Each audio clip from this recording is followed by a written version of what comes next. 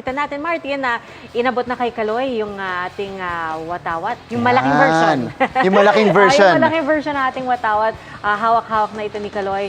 At kanina pinag-uusapan din natin, di ba, habang tayo nasa commercial, hindi biro rin yung may nakasabit na medalya sa'yo, di ba? Mabigat din yun eh. Alam mo, dito sa motorcade na to, si Kaloy talaga yung medyo nag-workout. Kasi syempre meron na siyang 2 Olympic gold medals.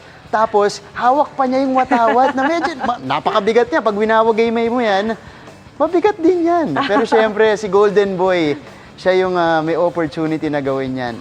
Oo, wala raw yan sa mga muscles na ensayo na niya, Kaloy Yulo, dahil kayang-kaya na raw niya yan.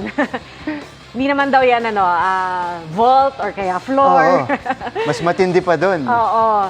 So eto, siguro nakuha na rin ng ating mga athletes. Ayan, hanggang ngayon may mga ibinabato pa rin sa float na mga siguro souvenirs yan. Baka yung iba dyan, hindi natin alam, baka regalo rin para sa ating mga atleta.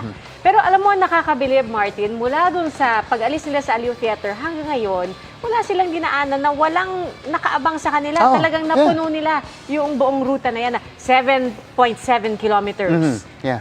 At sabi sa atin kanina, around 20 minutes itong paradang to. So para walang blanco doon sa kalsadang yun, talagang dumagsa yung mga, di lang Manileño, marami pang nanggaling sa iba't ibang lugar, marami nanggaling sa iba't ibang mga establishment around Manila.